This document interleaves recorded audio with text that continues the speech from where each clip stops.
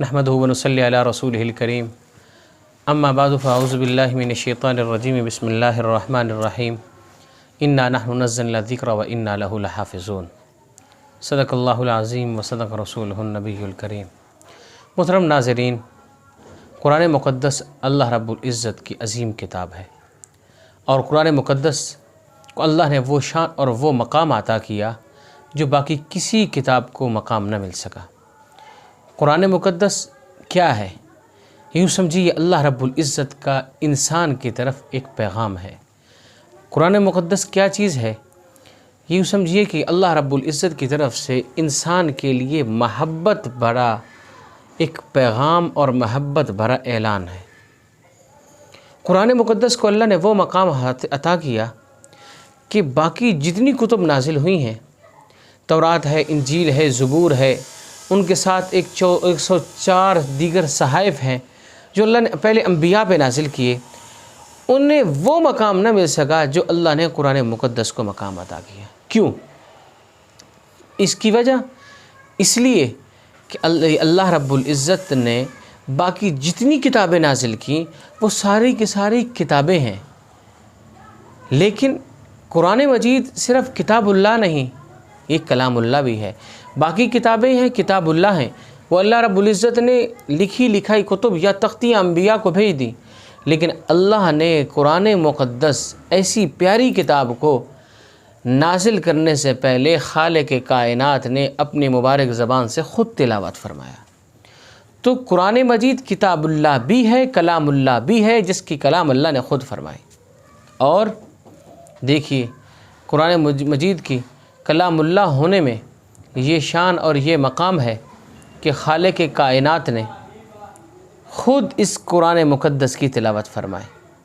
ذرا سوچئے، آج کا مسلمان سوچے کہ وہ کتاب جس کی تلاوت اللہ خود اپنی زبان سے فرما رہے ہوں، وہ کتاب جس کی تلاوت رسول اللہ صلی اللہ علیہ وسلم خود فرما رہے ہوں، آج کا گناہ گار مسلمان، نوجوان لڑکا ہے یا لڑکی، بوڑھا ہے یا بوڑھی، وہ اس قرآن پاک کی تلاوت کر رہا ہے جس کی اللہ نے خود تلاوت کی۔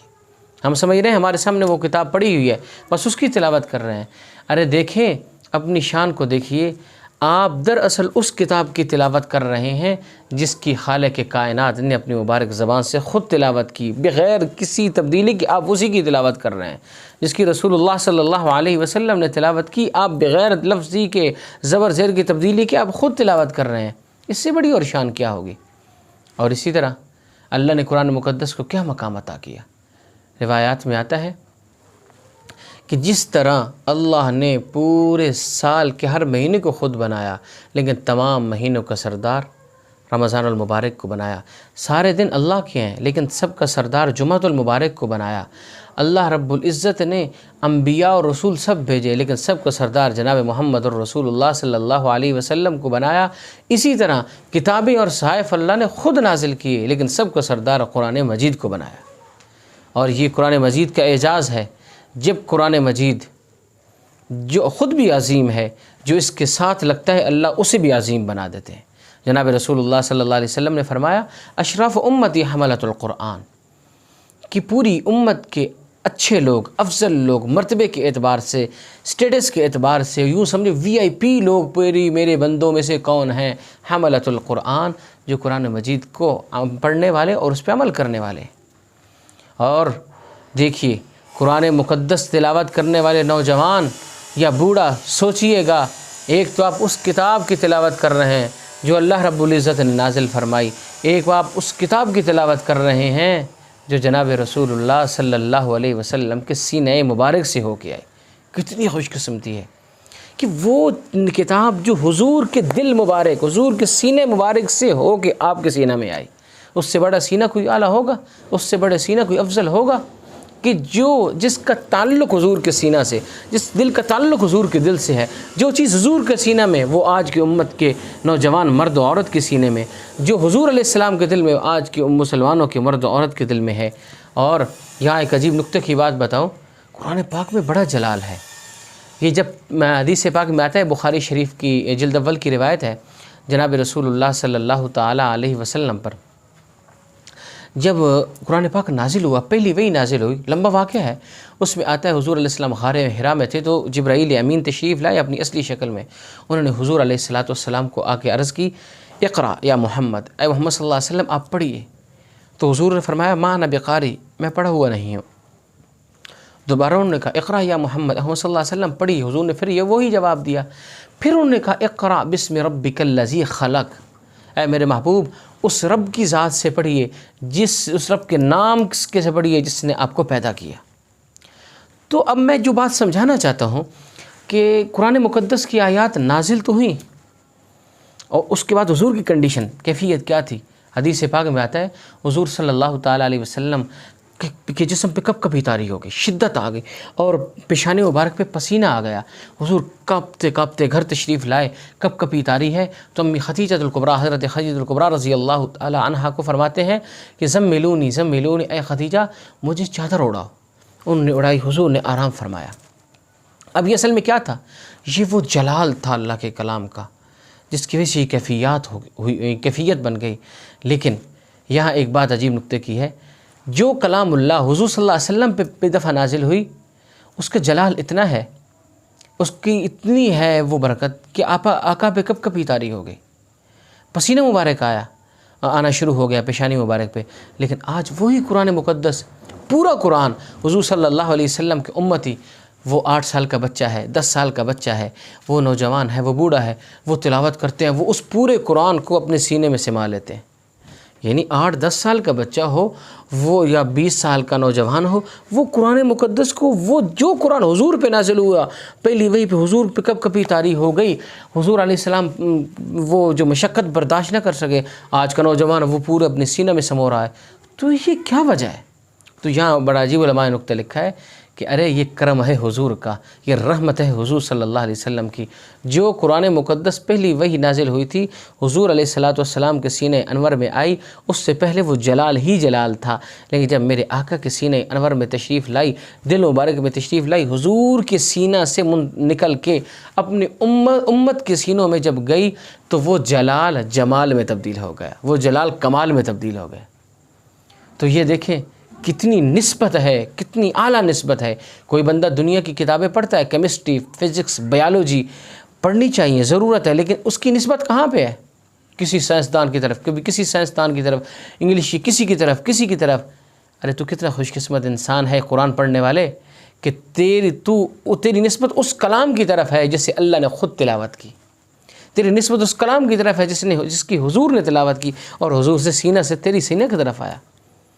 اور پھر دیکھیے قرآن مجید کو اللہ نے نازل تو کرنا ہی تھا، کہاں پہ نازل کرتا؟ وہ پہاڑوں میں بھی نازل کر سکتا تھا، وہ زمین پہ بھی نازل کر سکتا تھا.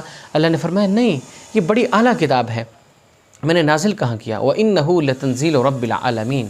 فرمایا تیرے تمام جہانوں کے پالنے والے رب نے یہ اس کتاب کو نازل کیا. یا اللہ یہ لے کے کون آیا ہے؟ فرمایا وہی بڑی شان والا فرشتہ ہے، نزل بہ الروح الامین، وہ حضرت جبرائیل تمام فرشتوں کے سردار ہیں، وہ لے کے آئے. یا اللہ لے کے کس کے پاس آئے؟ فرمایا تمام نبیوں کے سردار جناب محمد الرسول اللہ صلی اللہ علیہ وسلم کے پاس لے کے آئے. دیکھیں بھیجنے والا احکم الحاکمین، تمام جہانوں کے پالنے والا، لانے والا تمام فرشتوں کا سردار جبرائیل امین، جس کے پاس وہ کلام لائی جا رہی ہے وہ تمام انبیاء اور رسولوں کا امام. اور یا اللہ کس جگہ پہ نازل کی؟ فرمایا میں نے زمین پہ، مکہ کی، مدینہ کی زمین پہ نہیں نازل کی. جب قرآن کو نزول کی باری آئی، اس کے لیے اللہ نے کس چیز کو منتخب کیا؟ وہ جناب محمد الرسول اللہ صلی اللہ علیہ وسلم کے دل مبارک کو منتخب کیا. فرمایا علی قلبک محمد عربی صلی اللہ علیہ وسلم کے دل پر نازل کیا. کیوں؟ لتکون من المنذرین، تاکہ آپ امت کو ڈرائیں جہنم سے، اس کی گناہ اس سے، اور خوشخبری جنت کی سنائیں.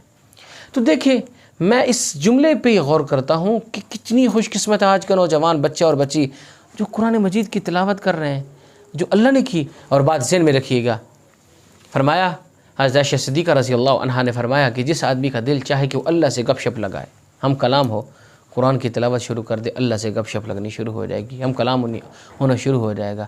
اور اس سے بڑی قرآن کی فضیلت دیکھیے، پہلی جتنی کتابیں اللہ نے نازل کی، کسی کا حفاظت کا ذمہ اللہ نے خود نہیں لیا. قرآن مقدس وہ واحد کتاب ہے، وہ واحد کلام اللہ ہے جس کے اللہ نے کہا انا نحن نزلنا الذکر و انا لہ لحافظون، کہ قرآن کو نازل بھی میں نے کیا اور اس کی حفاظت بھی میں خود کروں گا، تمہیں ٹینشن لینے کی ضرورت نہیں ہے، تم پڑھو نہ پڑھو حفاظت پھر بھی میں نے کرنی ہے، تم تلاوت کرو نہ کرو حفاظت پھر بھی میں نے کرنی ہے۔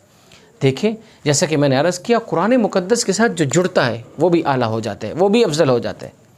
اب قرآن مقدس جس آدمی نے پڑھا اس کی شان کیا ہوگی؟ حافظ قرآن ہے، اس نے حافظ نے پڑھا، روایات میں آتا ہے جس آدمی کے سینے میں قرآن مجید ہو، حدیث پاک میں آتا ہے قبر اس آدمی کے سینے کو، اس آدمی کے جسم کو نقصان نہیں پہنچا دی جس کے سینے میں قرآن پاک ہے۔ اور حدیث پاک میں آتا ہے بڑا مشہور واقعہ ہے، قیامت والے دن جب جنتی میدان معاشر میں لوگ جمع ہوں گے تو حافظ قرآن کو لایا جائے گا، پوچھا جائے گا، اور اس کے خاندان کے 10 افراد کے فرمائیں گے، اللہ فرمائیں گے تیری فضیلت اور مقام یہ ہے کہ یہ اپنے خاندان میں سے وہ 10 افراد پہ جہنم جن پہ واجب ہو گئی ہے ان کی طرف اشارہ کرنا تیرا کام، جنت دے دینا میرا کام۔ اس وقت اس مولوی صاحب، حافظ صاحب، اس قاری صاحب کا مقام پتہ چلے گا۔ جب رشتہ دار چاچا نانا دادا دادی سامنے ہوں گے اور رشتہ دار ہوں گے، حافظ صاحب ایسے دیکھ رہے ہوں گے، یہ انگلی سے اشارہ، آپ بھی آ جائیں، آپ بھی آ جائیں، اب کیا مقام ہوگا؟ اس لیے اپنی اولادوں کو قرآن پڑھائیں، حافظ بنائیں، دنیا کی ہر تعلیم بے شک دیں، میں اس سے انکار نہیں کرتا، ڈاکٹر بنائیں، سائنسدان بنائیں، انجینئر بنائیں، سب کچھ بنائیں، لیکن پہلے اسے مسلمان بنائیں، اسے قرآن کا قاری بنائیں، اسے حافظ بنائیں، قرآن پڑھنے والا بنائیں۔ اور روایات میں آتا ہے ادھر سے آ رہے ہیں تو ایک مرد عورت، کون آ رہا ہے؟ ان کے سر پہ اتنا بڑا سنہری تاج ہے کہ جس کی روشنی کا چاند اور سورج مقابلہ نہیں کر سکتا۔ لوگ کہیں گے یہ کون ہے؟ انبیاء ہیں؟ جواب ملے گا نہیں، جناب رسول اللہ صلی اللہ علیہ وسلم کی امت کے حفاظ کے والدین ہیں۔ اللہ فرمائے گا حافظ صاحب تیرا بھی کچھ پروٹوکول ہے، تیرا بھی انعام ہے، قرآن کی تلاوت شروع کر جس جگہ پہ جب قرآن کا والناس ہوگی، قرآن کا آخری جہاں حرف ہوگا جنت میں تیرا وہ مقام ہوگا۔